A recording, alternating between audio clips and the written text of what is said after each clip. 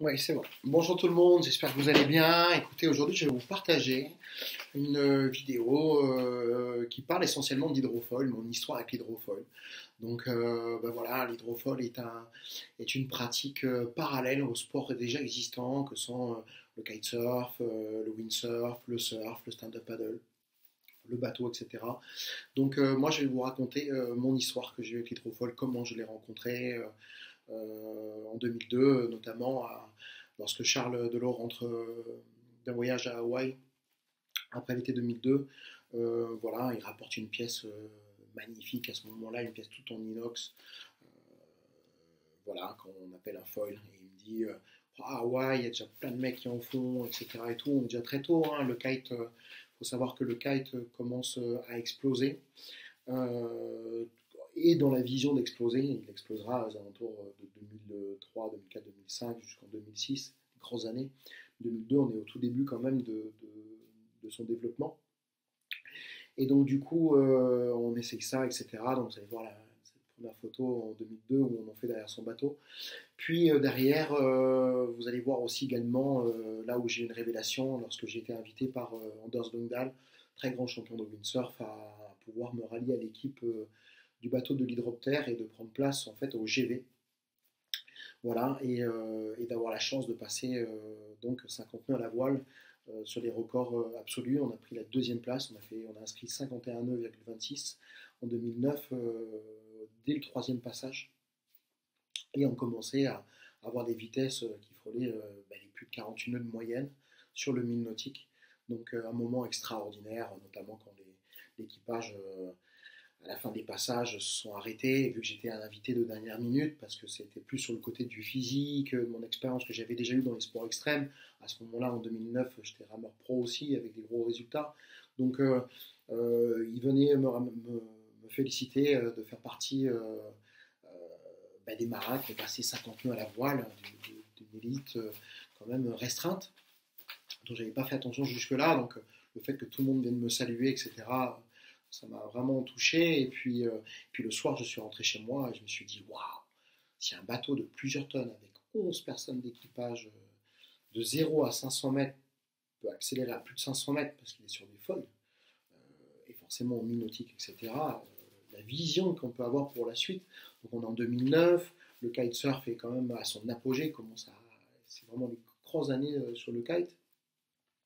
Voilà, ça arrive en windfoil, donc là je vous ai mis pas mal d'images au niveau du kite, voilà, qui sont belles, que j'avais mixées, des passages en windfoil aussi, parce que forcément j'ai eu mon premier mon premier foil en 2011, il y en a beaucoup qui ont succédé, et derrière le windsurf foil est arrivé pour moi vers 2015, les premières fois que j'ai testé, où je me suis vraiment mis, mais le problème, c'est que c'était vraiment à la ramasse en termes de performance par rapport au kite. C'était vraiment en pleine recherche. C'était pas encore là, quoi, en fin de compte. Donc, du coup, en pratiquant le kite, en ayant toutes ces sensations de vitesse et tout, voilà, je ne me suis pas trop resté penché sur le wingfoil à ce moment-là, qui aujourd'hui, depuis 2018, a raccroché les wagons. Le champion du monde de windsurfoil est français, Nico Goyard, et calédonien, il habite l'Almanar. Le champion du monde de kitefoil, Alex Mazzella aussi de l'Almanar en kitefoil avec des vitesses de folle si vous allez sur internet. Enfin bon, c'est devenu un sport dingue, quoi. Ça a suivi ce que j'avais vu notamment sur le bateau en 2009 dans les autres supports. Donc incroyable. L'arrivée du surfoil aussi vraiment sur le marché aux alentours 2017 pour les premiers. Moi à ce moment-là, j'y croyais pas que j'y croyais pas vraiment, mais j'habite au Pays Basque depuis 2014. Je pratiquais le foil dans plein de trucs. Au tout départ, de voir les mecs galérer dans les petites houles. Voilà, j'ai attendu que ça soit bien développé parce qu'ici il y a des vagues, je surfais, je faisais déjà du foil dans d'autres trucs. Donc, vu que j'étais plus professionnel, je travaillais pas avec des marques, j'avais pas de partenaire pour faire quoi que ce soit. Donc, du coup, j'ai attendu que ça soit développé.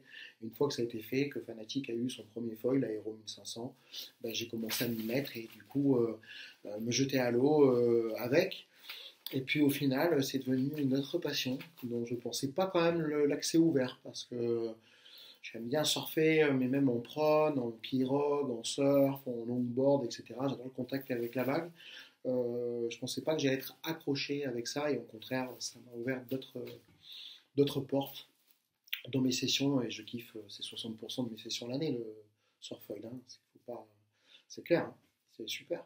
Et derrière, forcément, le stand-up foil, j'ai fait pareil, j'ai attendu qu'il y en a un qui me plaît dans la gamme fanatique, voilà, et donc l'an passé, voilà, j'ai réussi dans un 6 pieds que j'utilise en wing, que j'utilise en plein de supports. Donc je vous partage cette vidéo qui dure 3 minutes et quelques, voilà, c'est pas mal de belles images de mes supports, mais dans l'ordre chronologique, donc ça a été vraiment le foil avec Charles en 2002, l'hydroptère en 2009, mon premier foil en 2011 et jusqu'à aujourd'hui j'ai fait des belles images, donc je les ai toutes maîtrisées, hein. Les images ne correspondent pas aux années, hein, toutes.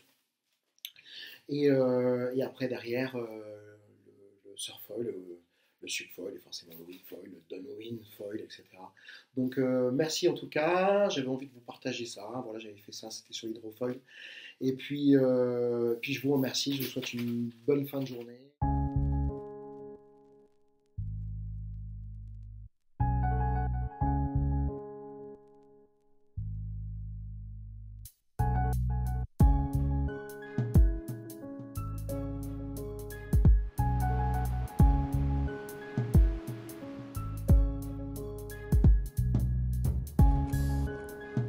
Je vais te dire pourquoi tu es là.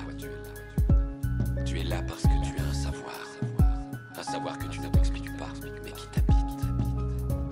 Un savoir que tu as ressenti toute